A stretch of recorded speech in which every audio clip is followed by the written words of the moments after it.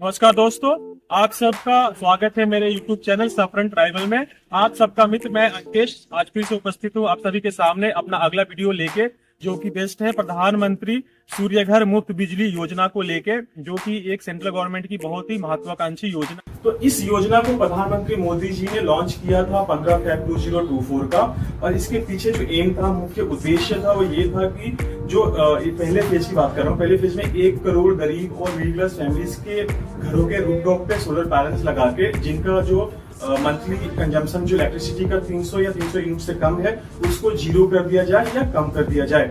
तो इसके लिए सरकार जो है 78,000 रुपए तक की सब्सिडी दे रही है। अगर आप इस योजना का लाभ उठाना चाहते हैं तो 78,000 रुपए तक की सब्सिडी दे रही है। ऑलमोस्ट 50-60% का सब्सिडी है इस पे।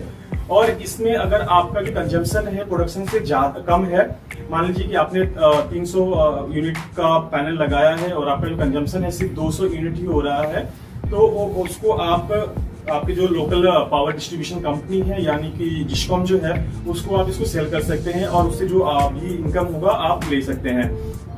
तो ये तो हो गई इसके मुख्य उद्देश्य की। और इसके एक और सरकार की जो योजना है, उसके तहत सरकार जो चाहती है कि जो भारत के ऑलमोस्ट जो 806 जिले हैं, उन सभी जिलों में एक मॉडल विलेज तैयार किया जाए। इसके तहत एक हर विलेज में जो पावर की जो सप्लाई होगी वो सोलर ऊर्जा के तहत ही होगी, और सभी घरों पे रूफटॉप पैनल्स लगाए जाएंगे।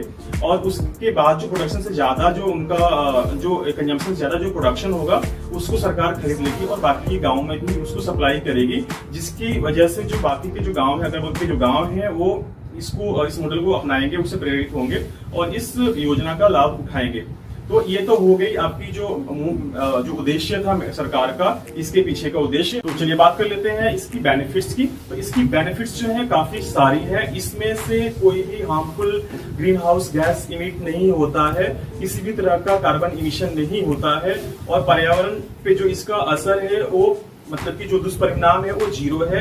इससे जो बिजली उत्पादन होती है उससे पर्यावरण को कोई भी हार्म नहीं होता है, जिसकी वजह से आप देखें तो जो हवा और पानी और सॉइल की जो गुणवत्ता होती है हमेशा वैसी ही बरकरार रहती है। तो ये एक भारत के लिए जो स्वच्छ एनर्जी उत्पादन के लिए जो एक भारत ने जो संकल्प लिया था, तो उसमें ये काफी कारगर साबित होगा। और उसके बाद से हम बात कर लेते हैं एनर्जी सिक्योरिटी की। तो एनर्जी सिक्योरिटी की बात कर लेते हैं। तो भारत में जो मेनली जो पावर का जो ये क्या कहते हैं प्रोडक्शन होता है, वो मेनली होता है थर्मल से, उसके बाद न्यूक्लियर से, और उसके बाद हाइड्रो से। ये सारे के सारे कन्वेंशनल यानी कि पारंपरिक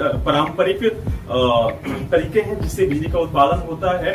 तो चलिए सबसे पहले बात कर लेते हैं थर्मल का। थर्मल का जो कंट्रीब्यूशन है भारत में बिजली उत्पादन का, वो 75% के आसपास है। तो आप देख सकते हैं थर्मल जो पावर प्रोडक्शन होता है वो कोयले को जलाने से होता है। तो अब कोयले को जलाने के बाद आप देख सकते हैं कि कितना हार्मफुल गैस यानी कि कार्बन डाइऑक्साइड, कार्बन मोनोऑक्साइड, इस तरह की जो हार्मफुल गैसेस हैं वो इन्वायरमेंट में निकलती हैं और वो इन्वायरमेंट को पोल्यूट करती हैं। तो आप देख सकते हैं अगर जो हम इसको कम करने में सक्षम होते हैं, अगर जो पावर जो इससे जो 75% का जो कैप है उसको और कम करते हैं, 70 उसको हम 60 पे लाते हैं, 50 पे लाते हैं, तो भारत का जो कंट्रीब्यूशन है कार्बन। और उसके बाद बात कर लेते हैं हम न्यूक्लियर पावर प्लांट्स की। तो न्यूक्लियर पावर प्लांट भी तो one of the cleanest source of energy है, बट उससे रेडिएशन का खतरा हमेशा बना रहता है, क्योंकि उसमें यूरेनियम, थोरियम जैसे पदार्थों का इस्तेमाल होता है, यूज होता है, उपयोग किया जाता है उसको बनाने के लिए। तो इसमें हमेशा रेडिएशन की खतरा तो होता है, जिसकी वजह से जो एडजॉइनिंग जो भी विलेजेस होते हैं और जो भी टाउन होता है उसको शिफ्ट किया जाता है। तो क्लीनेस्ट है बट पूरी तरह से कारगर नहीं है, तो इस पे भी थोड़ी डिपेंडेंसी कम होगी। उसके बाद है हाइड्रो पावर प्लांट्स। तो हाइड्रो पावर प्लांट्स ये भी जीरो कार्बन गैस इमिट करते हैं, बट इसको बनाने के लिए खर्चा जो आता है, आप देख सकते हैं कितना खर्चा होता है। नदियों की जो धारा होती है उसको चेंज करना पड़ता है। अगर बड़े बड़े झरने हैं उसको उसकी जो वेग है, जो बहाव होता है, उसको चेंज करना पड़ता है। तो जो प्राकृतिक ने हमें दिया है उसको चेंज करना पड़ता है। तो ये भी जीरो कार्बन इमिशन करता है, बट सोलर जो है सबसे सेफेस्ट एंड क्लीनेस्ट है।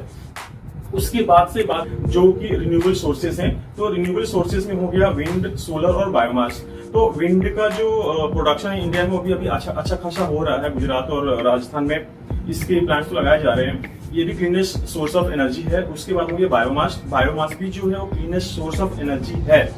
सोलर इसीलिए कारगर है क्योंकि भारत में जो सनलाइट यानी कि जो सूरज है, सूरज की जो प्रकाश है ऑलमोस्ट इंडिया के हर कोने में 12 महीने उपलब्ध होते हैं। किसी किसी क्षेत्र को छोड़ दिया जाए तो ये ऑलमोस्ट हम बात करें तो 90% एरियाज में ये ऑलमोस्ट 12 मंथ उपलब्ध है। और इसकी उपलब्धता के कारण ही इसमें जो गवर्नमेंट है इसमें इन्फेसिस कर रही है। और उसके बाद से हम बात कर लेते हैं, और हाँ, उन गांवों में भी ये काफी कारगर साबित होगा जहां पे की जो इलेक्ट्रिसिटी सप्लाई है वो इंटरप्टेड होती है, रुक रुक के बिजली आती है जाती है, बिजली आती है जाती है। अब तो कंडीशन काफी सुधर गया है, बट फिर भी जो गाँव में जाएंगे, छोटे शहरों में जाएंगे तो वहां पे बिजली जो है कट कट के आती है। तो उन शहरों के लिए, उन गाँवों के लिए काफी कारगर साबित होगा और वहां पे अनइंटरप्टेड पावर सप्लाई के लिए। तो ये तो बातें हो गई ये एनर्जी सिक्योरिटी की। तो अब बात कर लेते हैं हम इकोनॉमिक ग्रोथ की। तो इस सेक्टर को खुलने से क्या एक नए टाइप की इंडस्ट्रीज का उदय होगा और इसमें इनोवेशंस भी आएंगे। आप देख रहे हैं कि जैसे जैसे इनोवेशंस और इनोवेटिव आइडियाज आ रहे हैं, जिस तरह से हमारे जो साइंटिस्ट और हैं जो तरह से इनोवेशंस ला रहे हैं, तो सोलर पावर जो प्रोडक्शन पहले होता था काफी महंगा होता था। आई थिंक पहले ये 18 रुपए पर यूनिट के आसपास होता था, बट अब ये गिर के 7 रुपए पर यूनिट के हिसाब से आ गया है। तो इसको और गिरने की इनोवेशंस और इसमें होंगे तो और ये कम होगा, जो प्रोडक्शन होगा उस प्रोडक्शन कॉस्ट काफी कम हो जाएगा। तो आप पे ये जो है वो काफी कारगर साबित होने वाला है। तो ये नए तरीके के जॉब्स भी क्रिएट करेगा, जैसे कि मैन्युफैक्चरिंग हो गया, पावर जो ये सोलर पावर पैनल्स की जो मैन्युफैक्चरिंग यूनिट्स है, इंस्टॉलेशंस है, उसकी मेंटेनेंस है, तो नए तरीके की जॉब्स को भी ये क्रिएट करेगा और ये इनोवेटिव आइडियाज भी इसमें लेके आएगा। तो आप देख सकते हैं कि जो पहले मैं अगर गलत नहीं हूं तो जो सोलर पावर प्लांट से जो इलेक्ट्रिसिटी प्रोड्यूस होता था वो 18 रुपए पर यूनिट के हिसाब से होता था, जो कि अब गिर के 7-8 रुपए हो गए हैं। और इसमें अगर और भी इनोवेशन और आइडियाज आते रहे तो ये डाउन होकर 2-3 रुपए भी आ सकता है। तो आप देख सकते हैं कि कितना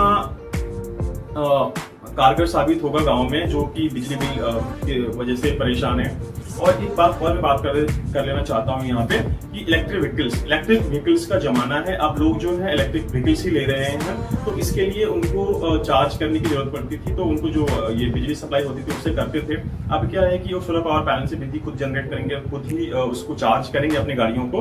तो उनका जो डीजल और पेट्रोल पावर का जो भी खर्चा था वो भी कम हो जाएगा, इससे रिड्यूस हो जाएगा।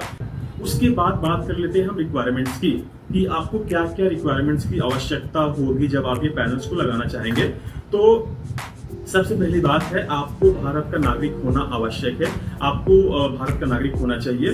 दूसरी बात है कि आपका जो घर जिसके ऊपर आप ये रूफटॉप पैनल्स लगाना चाहते हैं वो आपके नाम पे होना चाहिए। उसके बाद से है एडिक्वेट रूफटॉप होना चाहिए, मतलब कि आपके घर के ऊपर सोलर पैनल्स लगाने के लिए पर्याप्त जगह होना चाहिए जो कि अनशेडेड हो, जिसपे किसी तरह की छांव ना पड़ता हो। उसके बाद से हम बात कर लेते हैं इलेक्ट्रिसिटी कनेक्शन जो है, इलेक्ट्रिसिटी कनेक्शन आपके नाम पे होना चाहिए, मतलब कि एप्लीकेंट जो है उसी के नाम से इलेक्ट्रिसिटी ये कनेक्शन होना, और जो प्रॉपर्टी है वो भी जो एप्लीकेंट है उसके नाम पे ही होना चाहिए। उसके बाद बात करें प्रायोरिटी उन लोगों को दिया जाएगा इस योजना के तहत जिनका इनकम जो है लो इनकम ग्रुप में आते हैं या मिडिल क्लास के लोग हैं, तो इनको प्रायोरिटी मिलेगी। और उसके बाद से हम बात करें तो उसके बाद है कि क्या जो इंस्टॉलेशन जो है अगर मान लीजिए आप किसी सोसाइटी में लगा रहे हैं तो वहां के जो रूल्स एंड रेगुलेशंस है उसको आपको मानना पड़ेगा। और आपको इसमें क्या कहता है कि आपको एक एड्रेस प्रूफ देना पड़ेगा। उसके बाद से प्रॉपर्टी के डॉक्यूमेंट्स देने पड़ेंगे। मैं जैसे मैंने बताया कि प्रॉपर्टी के डॉक्यूमेंट्स जो एप्लीकेंट है उसके नाम पे होना चाहिए। और इलेक्ट्रिसिटी बिल है वो भी एप्लीकेंट के नाम पे ही होना चाहिए। तो ये ध्यान रखने वाली बातें हैं कि कौन अप्लाई कर सकता है। उसके बाद से है जो भी इस स्कीम के तहत जो भी नियम और कानून बनाए गए हैं उसको आपको मेंटेनेंस सोलर पावर जो पैनल्स होंगे उसको मेंटेन करने की जो नियम कानून है वो आपको मानना पड़ेगा। तो ये तो हो गई मुख्य बातें इस योजना की। तो मैं इसको यहीं पे अंत करता हूं और अगले जो भाग होगा उसमें हम बात करेंगे जो उसमें कि कितनी सब्सिडी मिलेगी। अगर आप 1 किलोवाट का पैनल लगाना चाहते हैं, 2 किलोवाट का पैनल लगाना चाहते हैं, 3 किलोवाट का पैनल लगाना चाहते हैं तो इसमें कितनी आपको सब्सिडी मिलेगी और आपको कैसे सब्सिडी को पाना है एंड आपको ऑनलाइन कैसे अप्लाई करना है। और रूफटॉप एरिया जो है according to the kilowatt rooftop area है वो आपको कितना होना चाहिए। तो अगले अंक में, क्योंकि वीडियो थोड़ा बड़ा हो रहा है, तो अगले अंक में इसकी हम बात करेंगे। तो आप लोगों से अनुरोध, फिर से अनुरोध है कि कृपया मेरी जो लाइक कीजिए, सब्सक्राइब कीजिए और शेयर कीजिए मेरी वीडियो को। और तब तक के लिए आप सभी को बहुत बहुत धन्यवाद। अंत तक वीडियो देखने के लिए आप सभी को जय श्री राम।